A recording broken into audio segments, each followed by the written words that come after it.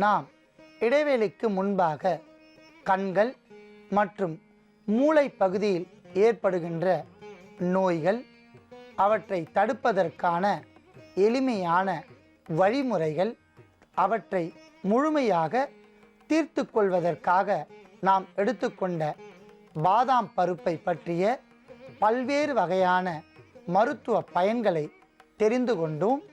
இப்பொழுது நாம் எடுத்துக்கொண்ட பொருட்களின் அளவுகளை பார்க்கலாம். பாதாம் பருப்பு 100 கிராம், கற்கண்டு 100 கிராம். முதலில் பாதாம் பருப்புவை நன்றாக நீரில் ஊற வைத்து அவற்றை அரைத்து வடிகட்டி பாதாம் மணப்பாகுவாக எடுத்துக்கொள்ள வேண்டும். அடுத்ததாக 100 கிராம் கற்கண்டை நன்றாக அரைத்து நாம் பொடி செய்து எடுத்துக்கொள்ள வேண்டும். பாதாம் பருப்புவை ஊற வைத்து அரைத்து எடுத்த பாலை நாம் மிதமான தீயில் கொதிக்க வைக்க வேண்டும்.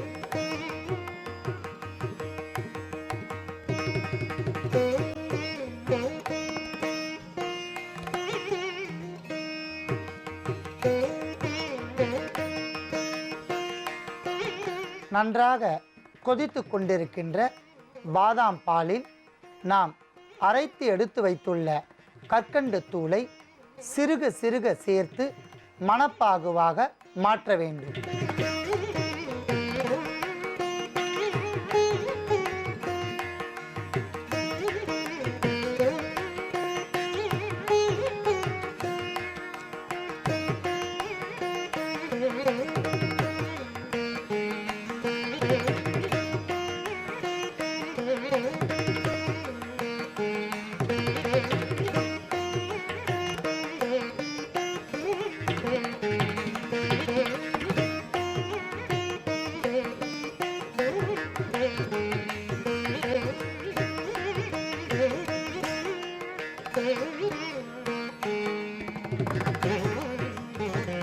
அற்புதமான முறையில் தயாராகிவிட்ட பாதாம் மணப்பாகுவை நாம் எடுத்துக்கொள்ளலாம்.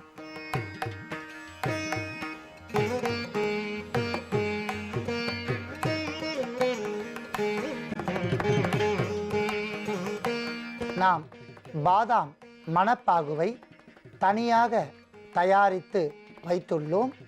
இதை எவ்வாறு பயன்படுத்த வேண்டுமெனில், முதலில் 100 மில்லி நாட்டு பசும்பாலை நாம் நன்றாக காய்ச்ச வேண்டும்.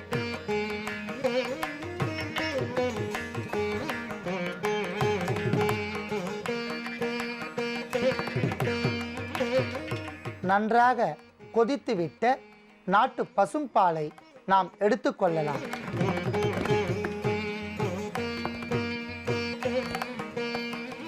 இப்பொழுது கொதித்த இந்த நாட்டு பசும்பாலில் நாம் தயாரித்து வைத்துள்ள பாதாம் மணப்பாகுவை அரை தேக்கரண்டி அளவிற்கு சேர்த்து நன்றாக கலக்க வேண்டும். நாம் இடைவேளைக்கு முன்பாக கை கால்கள் கண்களில் ஏற்படுகின்ற எரிச்சலுக்கான காரணங்களையும் அதை முழுமையாக தீர்த்து கொள்வதற்காக நாம் எடுத்துக்கொண்ட மூலிகை கீழாநெல்லியை பற்றி பல்வேறு வகையான மருத்துவ பயன்களை தெரிந்து கொண்டோம். கீழாநெல்லி சமூலத்தை நாம் தூய்மையான நீரில் கழுவி தனித்தனியாக அதை சுத்தமாக கிள்ளி எடுத்து 50 கிராம் அளவிற்கு எடுத்து வைத்துள்ளோம். நாம் எடுத்துக்கொண்ட பொருட்களின் அளவுகளை பார்க்கலாம்.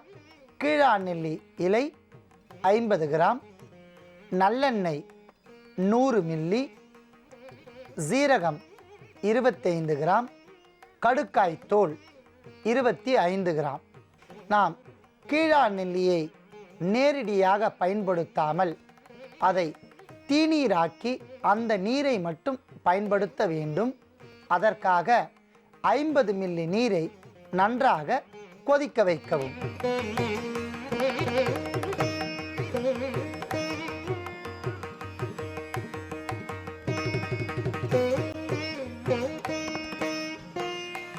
நன்றாக கொதித்து கொண்டிருக்கின்ற நீரில் 50 கிராம் அளவிற்கு தூய்மை செய்து எடுத்து வைத்த கீழாநெல்லி இலையை சேர்த்து கொதிக்க வைக்க வேண்டும்.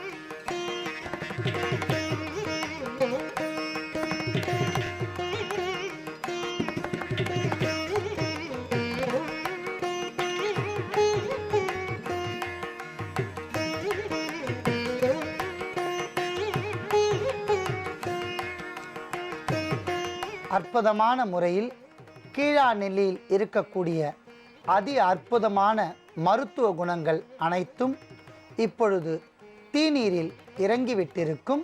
அதை நாம் வடிகட்டி எடுத்துக்கொள்ளலாம். நாம் தனியாக வடிகட்டி எடுத்துக்கொண்ட கீழாநெல்லி தீநீரை தனியாக வைக்கவும். இப்பொழுது தைலம் காய்ச்சுவதற்காக 100 மில்லி நல்லெண்ணெயை நன்றாக காய்ச்ச வேண்டும்.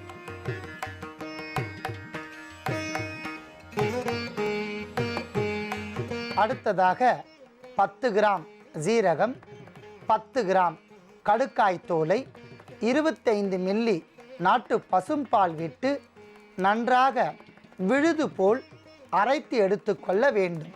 மிதமான சூட்டில் நல்லெண்ணெய் கொதித்து கொண்டிருக்கும் போதே நாம் தயாரித்து வைத்துள்ள கீழாநெல்லி தீநீரை 3 தேக்கரண்டி சேர்க்க வேண்டும்.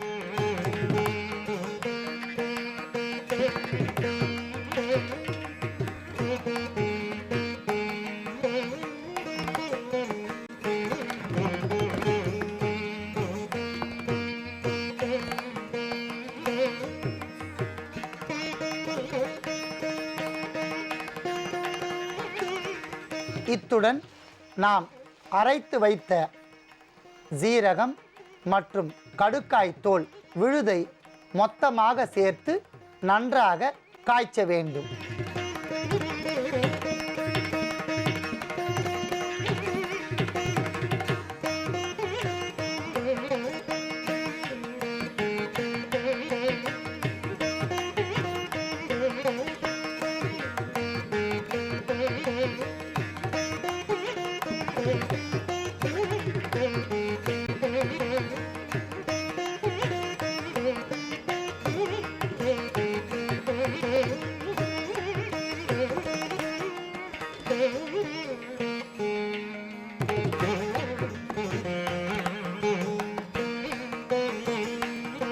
நன்றாக கொதித்து கொண்டிருக்கின்ற நல்லெண்ணெயில் நாம் சேர்த்த கீழாநெல்லி தீநீர் மற்றும் சீரகம், கடுக்காய் தோல், நாட்டு பசும்பாலோடு சேர்த்து அரைத்த விழுது இவையெல்லாம் நன்றாக கொதித்து தைல பக்குவத்தில் மாறிவிட்டன. இந்த கீழாநெல்லி தைலத்தை நாம் வடிகட்டி எடுத்துக்கொள்ளலாம்.